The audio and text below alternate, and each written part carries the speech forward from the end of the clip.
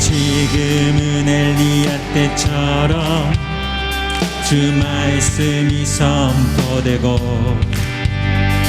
또 주의 종 모세의 때와 같이 언약이 성취되네. 비록 전쟁과 기근과 핍박 환난 날이 다가와도 우리는 광야 외치는 소리 주의 길을 예비하라. 보라 주님 구름 타시고 나팔 불 때에 다시 오시네. 모두 외치세. 이는 은혜의 해니 시온에서 구원이 임하네. 아멘.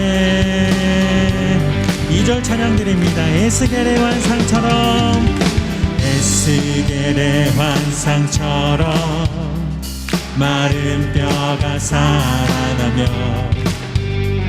또 주의 종 다윗의 때와 같이 예배가 회복되네.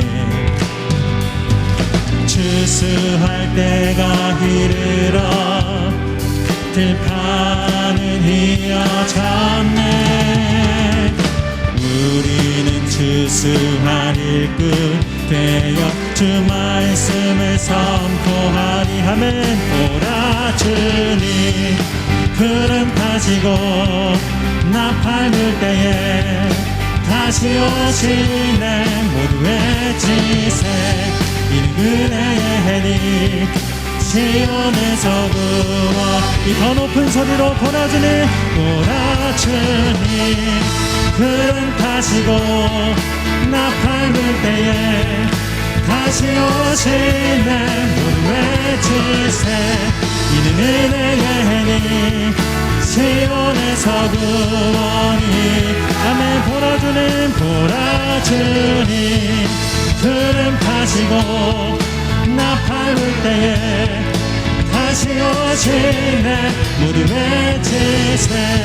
이는 은혜의 해니 시온에서 구원이 임하네. 어제도 계셨고 어제도 계셨고 오늘도 계시며 이제 곧 오실 어린 양. 예 아멘. 어제도 계셨고 어제도 계셨고 오늘도 계시며 이제 곧 오실 어린 양. 찬양 찬양 찬양. 우리의 모든 찬양을 받으시며 우리 가운데 함께 하시는 살아계신 하나님을 찬양합니다. 경배합니다. 아멘.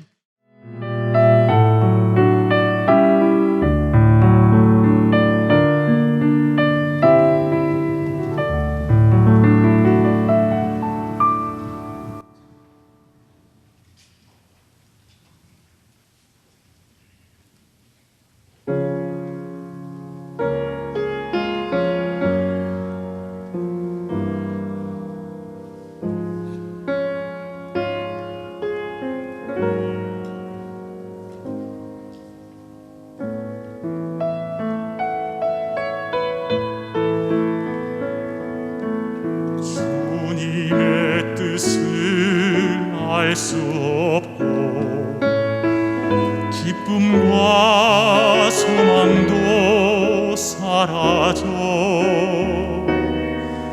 너의 맘에 의심 없던 그 믿음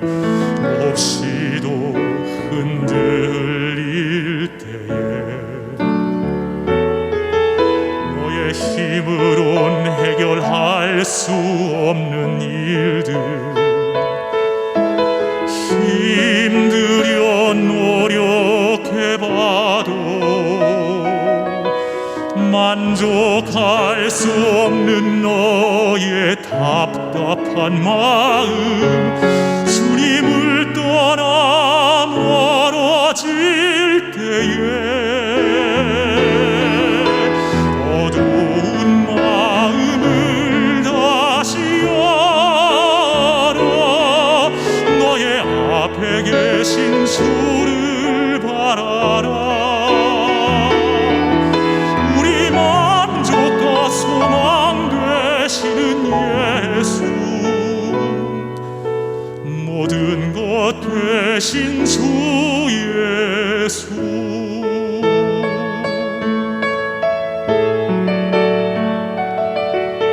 하나님 너를 인도하시니 그 뜻을 알게 되리라. 그때 너의 아픔은 모두 사라지고 기뻐하며 주를 감사하리라.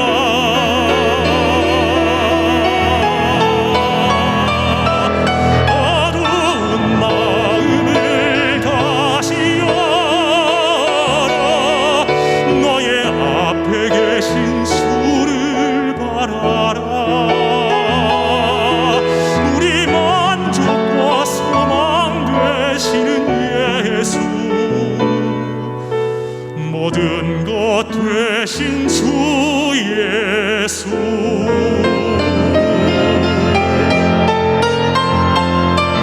어두운 마음을 다시 열어 너의 앞에 계신 주를 바라라. 우리 만족과 소망 되시는 예수,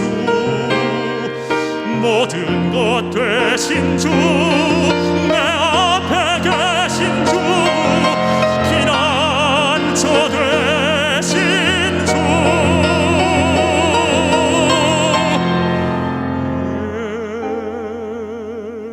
예수.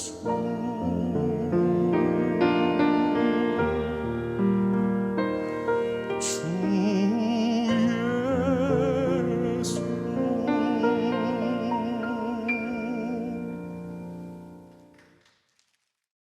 할렐루야. 양재 일요주일 3부 예배에 나오신 여러분들을, 그리고 CGNTV로 유튜브로 함께하신 여러분들을 환영하고 축복합니다.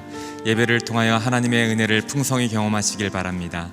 이 시간 우리 좌우에 계신 분들과 함께 인사 나누겠는데요, 세상의 소금과 빛으로 가십시오 라고 함께 인사 나누겠습니다. 오늘 함께 보실 하나님의 말씀은 야고보서 1장 13절에서 18절까지 말씀입니다. 야고보서 1장 13절에서 18절까지 말씀, 저와 여러분이 한 절씩 교독하도록 하겠습니다. 누구든지 시험을 당할 때 내가 하나님께 시험을 받고 있다라고 말하지 마십시오. 하나님은 악에게 시험을 받지도 않으시고 친히 누구를 시험하지도 않으십니다. 각 사람이 시험을 당하는 것은 자신의 욕심에 이끌려 유혹에 빠지기 때문입니다. 욕심이 잉태해 죄를 낳고 죄가 자라 사망을 낳습니다. 내 사랑하는 형제들이여, 속지 마십시오. 온갖 좋은 선물과 온전한 은사는 위로부터 오며 빛들의 아버지께로부터 내려옵니다. 그분에게는 변함도 회전하는 그림자도 없으십니다. 그분은 우리를 창조하실 것 가운데 첫 열매가 되게 하시려고 그분의 뜻에 따라 진리의 말씀으로 우리를 낳으셨습니다. 아멘. 북극에 사는 에스키모인들이 어떻게 늑대를 잡는지에 대한 글을 읽은 적이 있습니다. 에스키모인들은 날카로운 칼에 피를 흠뻑 묻힌 다음 그것을 얼립니다. 그리고 날카로운 칼날이 위를 향할 수 있도록 얼어붙은 땅에 그 칼을 심어 놓습니다. 그러면 어디선가 피냄새를 맡은 늑대들이 찾아와서 칼날을 핥게 됩니다. 그 피냄새 때문에 칼날을 핥게 되죠. 얼어서 무감각해진 늑대의 혓바닥은 급기야 그 날카로운 칼날을 핥게 되고, 그리고 그 칼날에 상처를 입은 자신의 혓바닥에서 또한 피가 흘러나오게 되고, 또 그 피의 냄새에 자극을 받은 늑대는 계속해서 날카로운 칼끝을 핥게 된다고 합니다.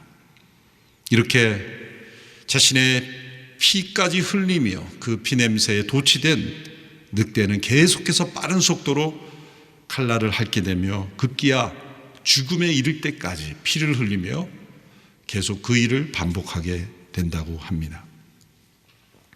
또한 어느 나라의 도축장에서 소를 잘 죽이는 법에 대한 글을 읽은 적이 있습니다. 낯선 환경에 들어서게 되면 소들이 놀라고 당황하고 두려움에 사로잡혀 요동하기 때문에 그 소들의 마음을 최대한 안정시키기 위해서 그들이 만족스럽고 평안한 환경을 만들어 준다고 합니다.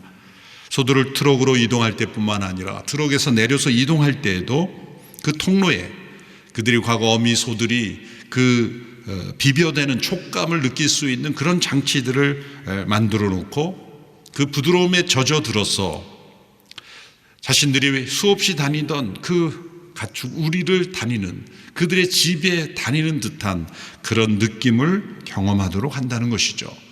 그러는 가운데 자신의 그 발굽이 땅에 닿지 않는 것도 느끼지 못한 채 도살된다고 합니다.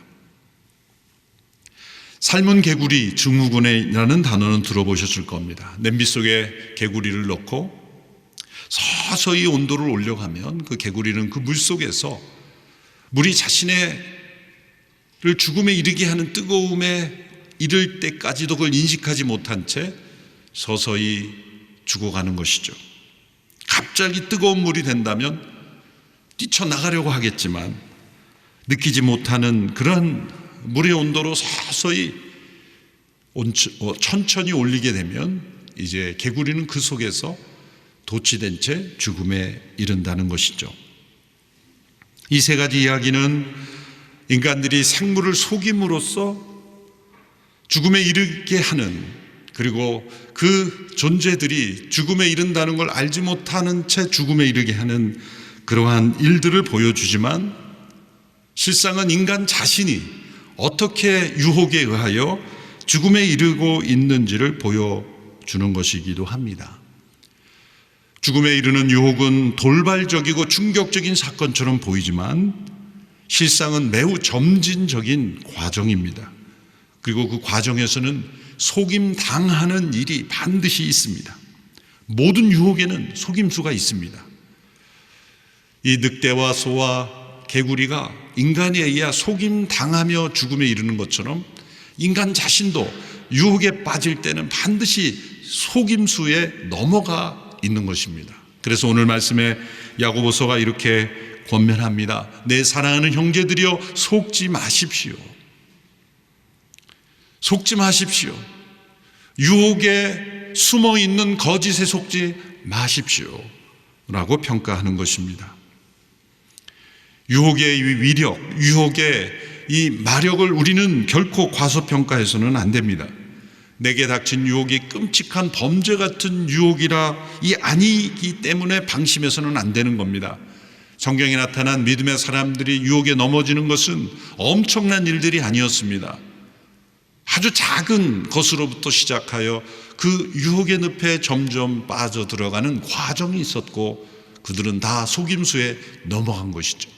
다윗이 골리앗을 무너뜨린 직후에 유혹이 다가왔다면 능히 이겨내겠을 것입니다.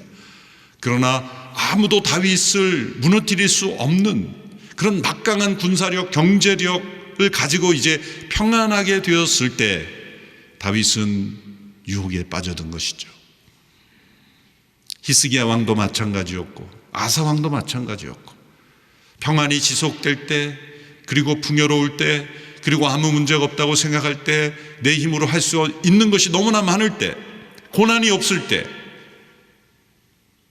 내 삶이 견고하게 세워져 있다고 느낄 때, 선줄로 생각할 때 바로 유혹이 시작이 되는 것입니다.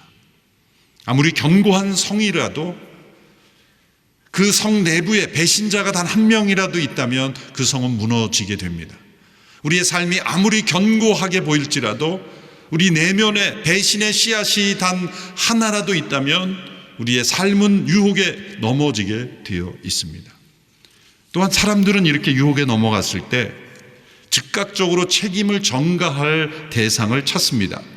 다른 사람일 수도 있고 사단일 수도 있고 심지어는 우연한 상황에 책임을 전가하기도 하고 급기야 하나님에게까지 책임을 전가합니다. 아담과 하와가 최초의 타락의 사건 직후에 하나님께서 아담과 하와에게 추궁하였을 때 그들이 어떻게 대답했습니까? 아담에게 먼저 책임을 추궁하였을 때 아담은 이렇게 대답했습니다. 창세기 3장 12절의 말씀에 하나님께서 함께하라고 제게 주신 그 여자가 그 나무 열매를 제게 주어서 먹었습니다. 여자가 주어서 먹었습니다. 여자 책임입니다 라는 것이죠. 또 그 여자를 누가 주었습니까? 하나님이 주셨습니다. 그러므로 그 여자를 주신 하나님 책임이 아닙니까? 다른 사람 책임, 하나님 책임으로 떠넘기는 것입니다. 이러한 책임의 전가는 오늘 많은 사람들의 내면에 내장되어 있습니다. 심지어는 자신이 택한 죄를 범해놓고 하나님께서 유혹거리를 다 없애주셔야 되지 않는 것입니까? 하나님이 저를 사랑한다면 제가 유혹에 빠질 만한 것들을 다 없애주셔야 나를 사랑하는 것 아닙니까? 라고 그렇게 하나님 책임으로 떠넘기기까지 하는 거죠. 바로 아담의 모습입니다. 여자는 어땠습니까? 여자에게 하나님께서 책임을 물으시자 여자는 뱀이 저를 꿰어서 제가 먹었습니다. 동산 중앙에 있는 나무에 실과를 따먹은 사건은 우연이 아닙니다. 실수가 아닙니다. 깊은 밤 배가 고파서 나무 열매를 하나 먹었더니 그 다음날 보니 아뿔싸 금지된 열매였다. 그게 아니에요. 창세기 3장의 타락의 사건은 충분할 정도로 세심하게 묘사하고 있어요. 그 나무 열매를 보니 보암직도 하고 탐스럽기도 한지라. 그것은 오랫동안 그 열매를 응시했고 생각했고 묵상했고 그 과정을 통해서 유혹에 넘어간 것이고 그리고 사단의 꾀임에 넘어간 것이고 대화한 것이고 자신의 자유의지로 선택한 것입니다.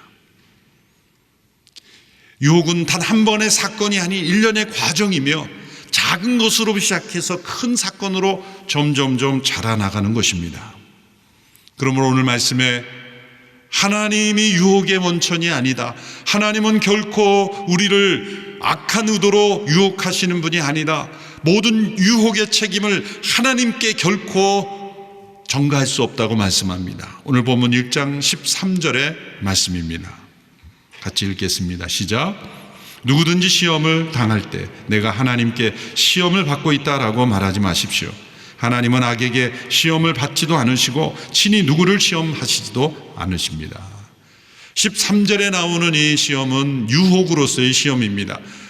지난주 12절까지의 시험은 우리를 연단하시는 테스트 혹은 트라이얼로서의 시험이고 오늘 13절 이하에서는 우리를 무너뜨리는 템테이션, 유혹으로서의 시험을 말씀하고 있습니다. 하나님은 누구에게도 유혹하지 않으시고 또 유혹받지도 않으시는 분이다. 우리가 유혹받는 것은 오직 우리 안에 있는 악한 욕심이 유혹에 이끌려 미혹되기 때문이다. 14절에서 15절의 말씀입니다. 같이 읽습니다. 시작. 각 사람이 시험을 당하는 것은 자신의 욕심에 이끌려 유혹에 빠지기 때문입니다. 욕심이 잉태해 죄를 낳고 죄가 자라 사망을 낳습니다. 이 말씀에는 이 유혹의 사이클이 나옵니다. 유혹이 어떤 단계로 진행이 되는지를 설명합니다. 앞서 말씀드린 대로 아담과 하와가 최초의 타락 사건에도 일련의 과정이 있고 시간이 있고 그 안에 생각이 있고 묵상이 있고 판단이 있고 자신의 결정이라는 이 과정이 있었던 것처럼 이 유혹은 한순간에 자신이 휩싸이는 것이 결코 아니라는 거죠. 어떤 상황이나 다른 사람이나 심지어 하나님께 책임을 전가할 수 없는 자기 안에서 판단하고 느끼고 경험하고 결정하는 과정이 분명히 있다는 것입니다. 그리고 그것은 또 다른 단계로 우리를 이끌고 간다는 것을 말씀합니다. 여기에 세 단계가 나오죠. 유혹의 이 라이프 사이클의 첫 번째 단계는 미혹의 단계입니다. 우리 내면의 욕심이 외부의 유혹거리를 만나게 된다는 거죠. 미혹이라는 단어는 그 원래 뜻은 낚시 바늘에 있는 그 미끼를 물고기가 물었을 때의 상태를 의미하는 것이 미혹이라는 단계예요. 물고기가 미끼를 보는 것 자체, 외부에 보는 것 자체는 그땐 그까지는 죄가 아닙니다. 왜냐하면 물고기도 배가 고파 미끼를 보면 배가 고픈 충동이 일어나는 거죠. 인간 안에 있는 그런 갈망, 욕구 자체는 죄가 아닙니다. 그 방향이 잘못된 것이 죄죠. 하나님께서 인간을 창조하시되 배고픔의 욕구, 성적인 욕구, 다스리고자 하는 욕구, 많은 욕구들을 주셨어요. 그 욕구를 통해 인간이 존재하고 또 인간이 번성하고 인간이 문화를 창조하고 인간이 세상을 통치할 수 있게 하신 것입니다. 욕구 자체가 문제가 아니라 왜곡된 욕구로 방향이 잘못된 것이 문제죠. 어떤 종교에서는 인간의 욕구 자체가 그릇된 것이다, 욕구를 없애야 된다라고 말하는 종교가 있습니다. 그런데 문제는 이 모든 욕구가 문제이므로 욕구를 없애야 하는데 그 욕구를 없애려면 또 다른 욕구가 있어야 되는데 그 욕구는 어떻게 없애냐 이거죠. 논리적인 모순이 있습니다. 욕구 자체가 문제가 아니라 그 욕구가 잘못된 방향을 가질 때의 문제예요. 잘못된 방향을 가진다는 것은 외부의 유혹거리에 반응하고 거기에 이끌려 그 미끼를 물는 것, 이 미혹의 단계에서부터 문제가 시작이 되는 것입니다. 이 미혹의 단계에 들어서게 반드시 두 번째 단계로 이어지게 되는데 그것은 잉태의 단계입니다. 잉태라는 것은 이 욕심이 유혹거리를 만나 결합하여 죄를 낳게 되는 것입니다.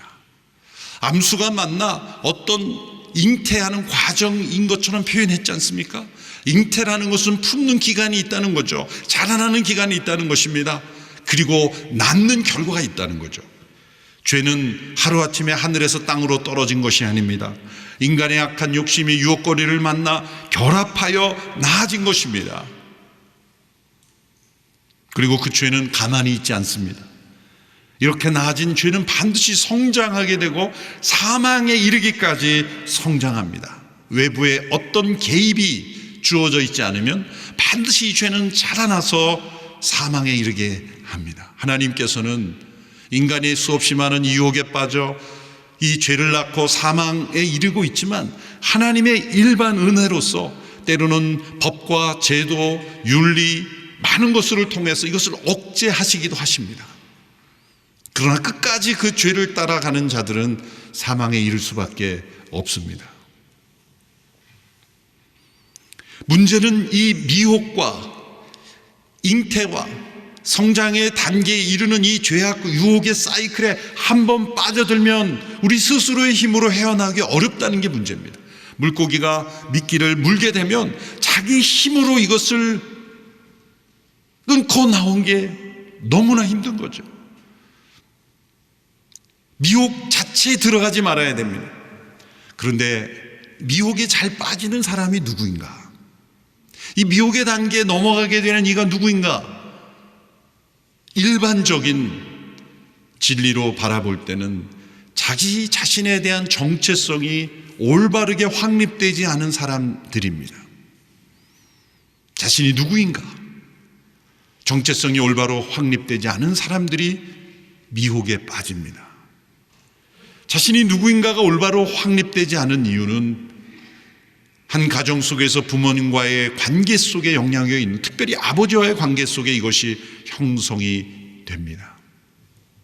믿음의 사람들도 미혹되는 이유는 예수 그리스도 안에서 우리가 하나님이 우리에게 어떤 분인지를 올바로 깨닫지 못하고 있을 때 유혹에 넘어가게 됩니다. 지난주 말씀에서 9절 10절에서 가난한 자는 자신의 높은 위치를 자랑하고 부자는 자신의 낮은 위치를 자랑하라는 것은 자신의 정체성을 재물에 두지 말라는 것입니다. 사회적 위치나 환경에 두지 말라는 것입니다. 오직 복음 안에서 자신의 정체성을 확립하지 않으면 우리는 쉽게 유혹에 넘어가고 시험을 이길 수 없다는 것이죠. 최초의 타락에서 여자가 뱀에 왜 속임을 당했습니까? 자신의 정체성을 분명하게 기억하지 못했기 때문이에요. 뱀의 말을 보면 다 거짓말입니다.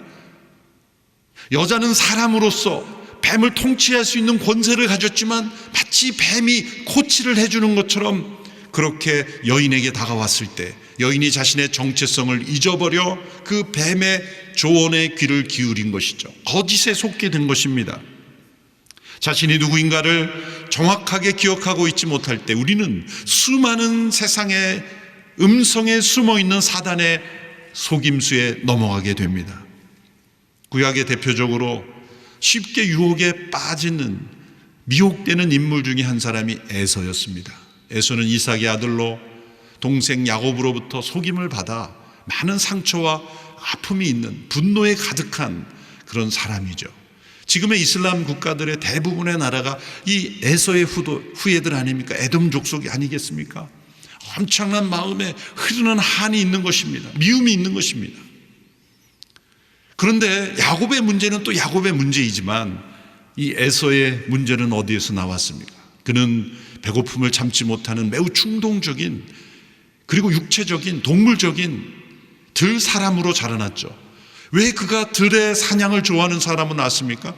취미 활동으로 한 게 아닙니다. 아버지의 인정을 받기 위해서였습니다.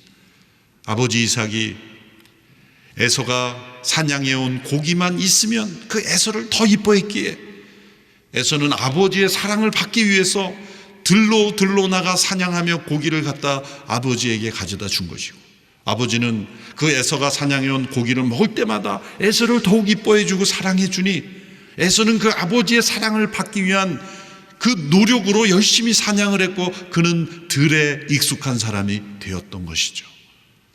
심지어 그 아버지 이삭은 에서를 축복할 때 마지막 살 날이 얼마 남지 않다고 말하면서 너를 축복하고자 하노라 하면서 뭐라 그럽니까? 가서 사냥해서 고기를 가져오노라.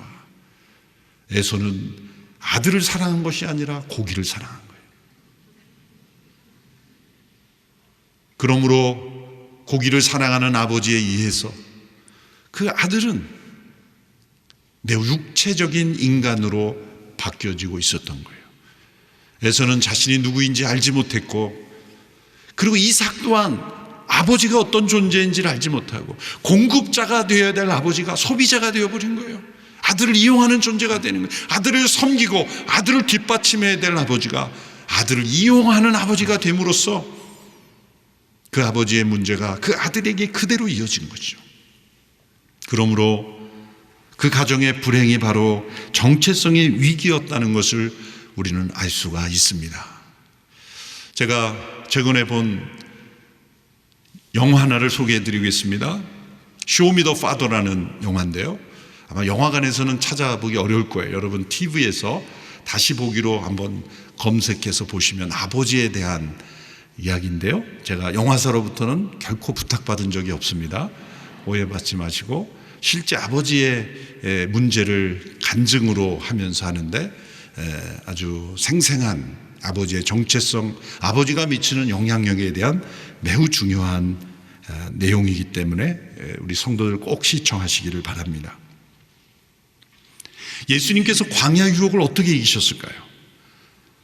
예수님이시니까 이기시겠겠지. 그것이 아니죠. 그럼 예수님이 신적인 존재로만 계셨다면 배고픔을 느낄 이유가 없고 광야를 힘들어할 이유가 없죠. 완전한 인간으로서 그분은 광야 유혹을 견디신 거예요. 우리와 같이 동일한 유혹을 받으시며 이기시는 모델이 되시기 위해서 인간으로서 광야를 경험하신 거죠. 그런데 인간으로서 유혹을 받으실 때 신적인 능력을 이용하면서 쉽게 이기라고 유혹을 한 거예요. 배고플 때 수없이 많은 돌을 빵으로 만들어 먹으라. 예수님은 그런 능력이 있으셨지만 예수님은 그 유혹을 거절하셨죠. 성전 꼭대기에서 뛰어내려 천사들이 보호해주는 능력을 보이라. 예수님은 그 유혹도 거절하셨습니다. 산꼭대기에 올라 사단에게 협조하고 사단과 한 팀이 되면 천하 만국에 통치권을 주겠다는 사단의 거짓말을 유혹을 물리치셨어요. 인간이 겪을 수 있는 유혹의 세 가지 본질입니다. 이생의 자랑, 육체의 정욕, 안목의 전용, 이생의 자랑이라는 이 세 가지의 유혹의 본질을 예수님은 이기셨는데 어떻게 이기셨습니까? 그것은 아버지와의 깊은 관계였습니다.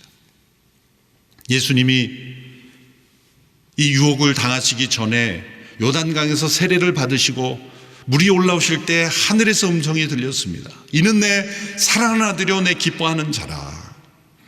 이 아버지 하나님의 음성이 예수님이 인간으로서의 모든 유혹을 이기실 수 있는 능력이었던 거예요. 말씀으로 이기셨죠. 신명기의 말씀을 인용하시며 이겼지만 그 말씀을 인용하시며 물리칠 수 있는 능력, 내면의 능력은 어디서 나왔습니까? 아버지의 음성이었어요. 자신이 하나님의 사랑하는 아들이요 기뻐하는 자라는 그 정체성, 그것이 바로 예수님이 유혹을 이길 수 있는 기반이 되었던 거예요. 역으로 자신의 정체성이 올바로 확립되지 않은 사람들은 이 미혹의 단계에 넘어지는 일들이 많이 생기는 거예요. 그래서 제가 추천한 영화를 보면 수많은 범죄자들, 많은 문제들이 대부분 아버지와의 관계 속에 문제가 있는 사람들이에요. 실제적인 통계도 그렇습니다. 우리는 예수 그리스도 안에서 하나님이 나의 아버지이심을 체험한 사람들입니다. 믿음의 사람조차도 유혹에 넘어가는 이유는 무엇입니까? 예수 그리스도 안에서 내가 누구인가라는 정체성을 확실하게 확신하지 못할 때입니다. 그리고 그 아버지 하나님과 깊은 관계 속에 있지 못할 때 우리는 유혹에 빠집니다. 그것은 아버지께서 주시는 것, 아버지께서만 주실 수 있는 것을 이 스스로의 힘이나 세상으로부터, 유혹으로부터 채우려고 하는 것이 바로 유혹의 출발점이에요. 그래서 미끼가 보이는 거예요. 미끼를 물지 않아도 아버지께서 주시는 선한 선물들이 준비되어 있는데 그 미끼에 넘어감으로써 유혹의 삶이 시작이 되는 거죠.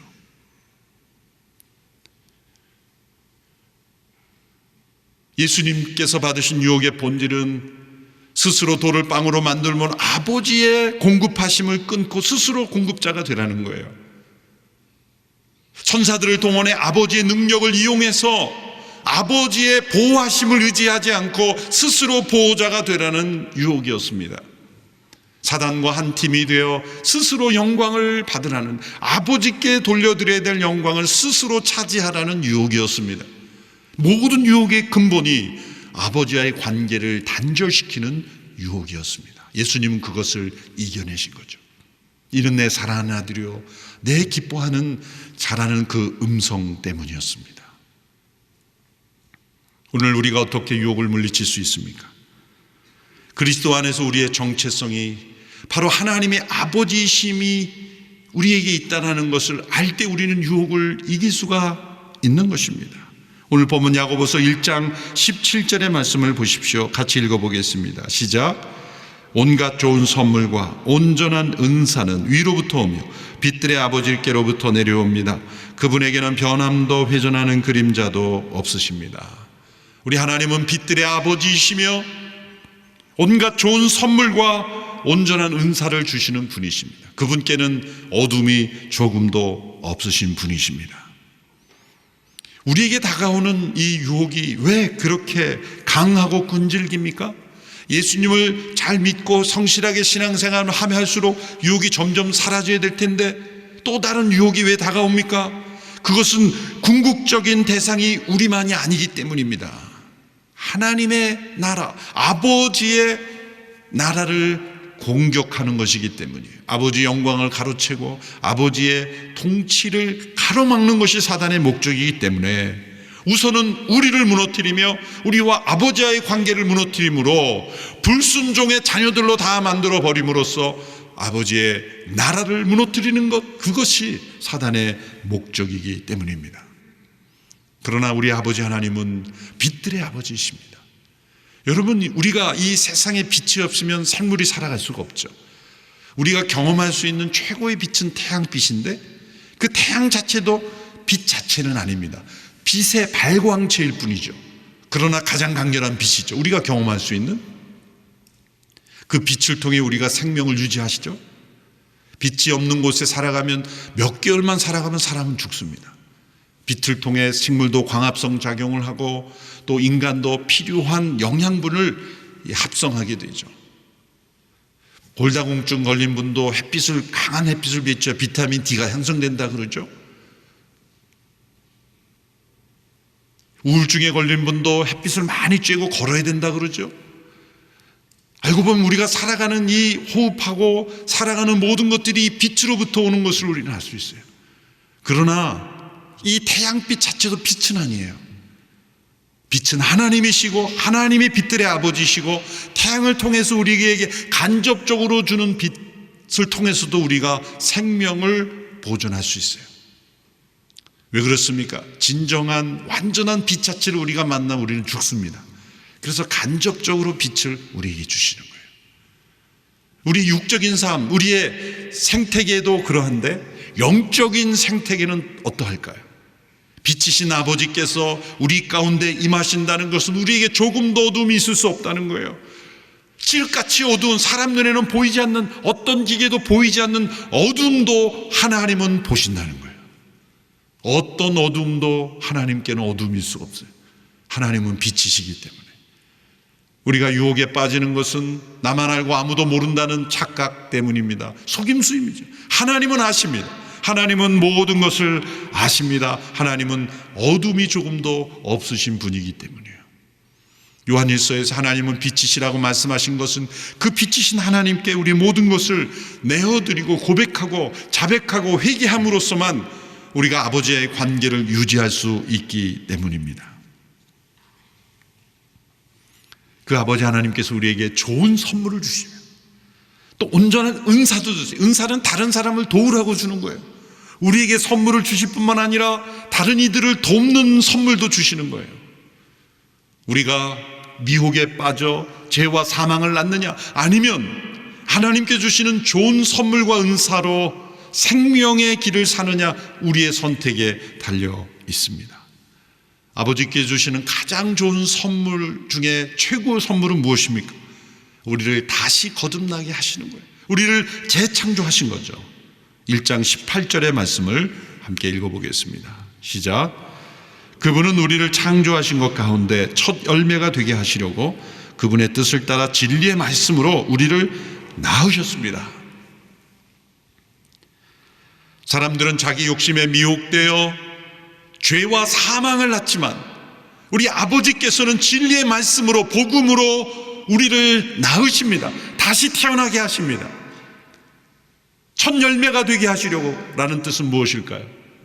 처음에 창조에서는 만물을 다 만들어 놓으시고 인간을 제일 마지막에 창조하셨지만 새 창조에서는 인간을 처음으로 재창조하시고 만물을 다 회복하시는 방식으로 인류를 구속하십니다.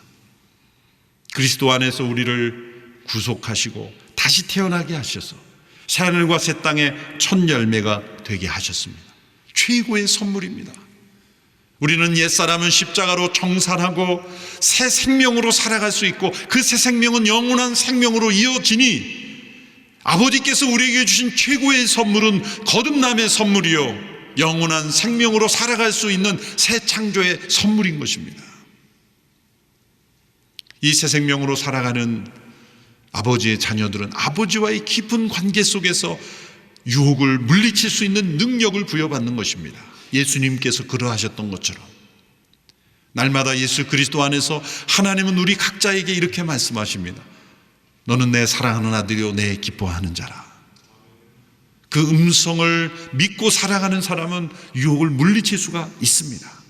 반대로 우리가 유혹에 빠져 있다는 증거는 이러한 아버지와의 관계, 곧 기도가 끊어져 있는 상태, 하나님 아버지와의 깊은 관계가 끊어져 있다면 틀림없이 유혹거리가 나타나 미혹되는 것은 시간 문제라는 거예요. 그러나 아버지와의 관계 속에 아버지의 이름을 부르며 살아가는 아버지의 공급, 돌보심, 보호 가운데 살아가는 사람들은 유혹거리가 나타나도 거기에 눈길을 돌릴 수가 없어요. 왜? 아버지께서 주신 좋은 선물이 보이기 때문이에요. 값진 선물이 보이기 때문이에요. 우리가 어린 자녀 때는 1,000원짜리와 값비싼 수표를 구분하지가 못하잖아요. 그저 내가 아는 것이 큰 돈이라고 여기죠. 좀 잘하게 되면 가치를 분별하게 되는 것처럼 온갖 좋은 선물을 주시는 아버지의 사랑을 아는 사람은 미혹되지 않습니다. 어느 책에서 읽었는데 어느 나라에서 값비싼 도자기가 있었는데 그 집 아이가 손이 빠지지가 않는 거예요. 손이 그 도자기 안에 들어갔는데 손이 나오지가 않아서 할 수 없이 그 값비싼 엄청나게 비싼 도자기를 깨트릴 수밖에 없었다. 깨트려서 그 아이의 손을 빼보니 동전 하나를 움켜쥐고 그 동전을 놓지 않으려고 해서 손이 안 빠진 거예요. 동전을 놓으면 빠질 거예요. 알고 보니 동전 하나가 있었던 거예요. 동전 하나 때문에 엄청나게 값비싼 그 집안의 보물을 깨트려야만 했더라. 바로 이것이 우리의 모습이죠. 아버지께서 좋은 선물을 세상의 미혹과 바꿔버리는 우리들의 모습이 되지 말아야 합니다. 아버지와의 깊은 관계 속에서 그 좋은 선물을 누리며 살아갈 수 있다. 또한 온전한 은사도 주신다. 새 생명 가운데 살아가는 그 삶이 무엇인지를 깨달은 사람은 다른 모든 사람들이 쓰러지는 유혹 앞에서도 절대로 쓰러지지 않을 수 있다는 거죠. 하나님이 우리의 아버지이시기 때문입니다. 그 아버지와 깊은 관계 속에 사랑하는 우리 모두가 되기를 축원합니다. 기도하겠습니다. 하나님 아버지, 세상의 모든 유혹을 이길 수 있는 은혜와 능력 주심을 감사합니다. 어려운 시대 속에서도 흔들리지 않고 믿음으로 승리하는 우리 모든 성도들이 되게 하여 주옵소서. 예수님의 이름으로 기도합니다. 아멘. 다 함께 일어나셔서 봉헌하도록 하겠습니다.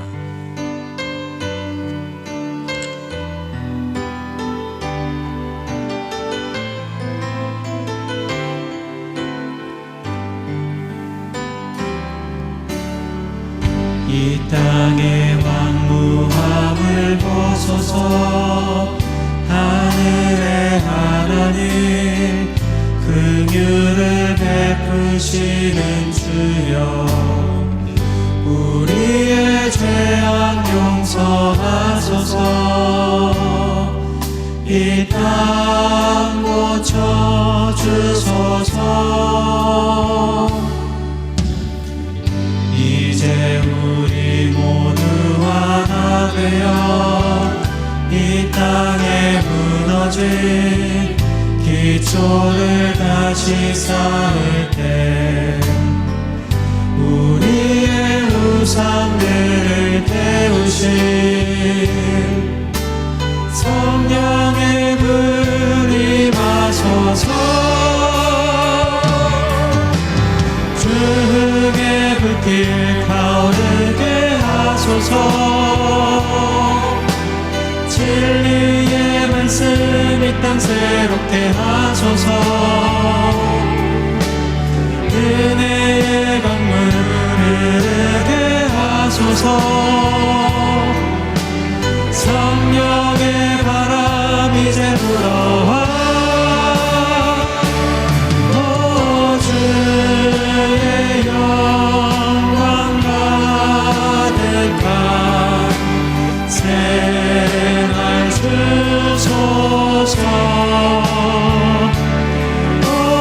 주의 나라 이 땅에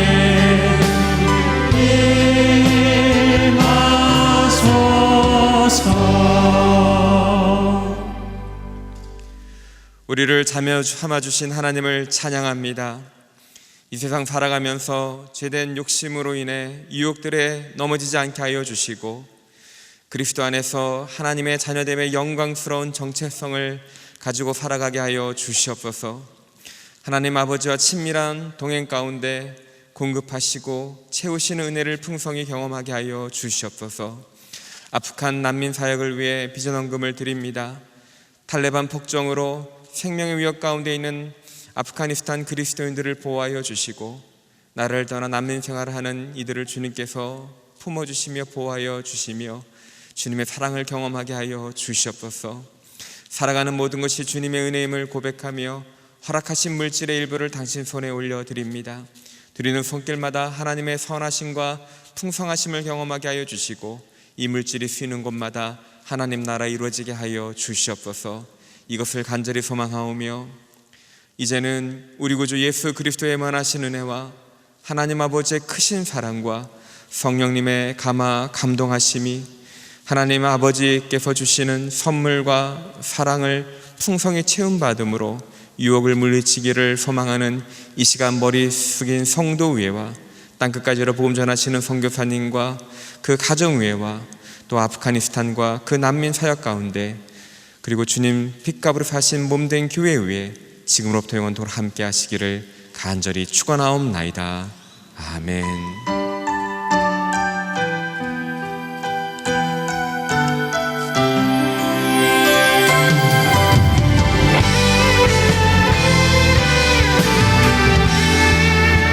살아계신 하나님을 찬양합니다. 살아계신 주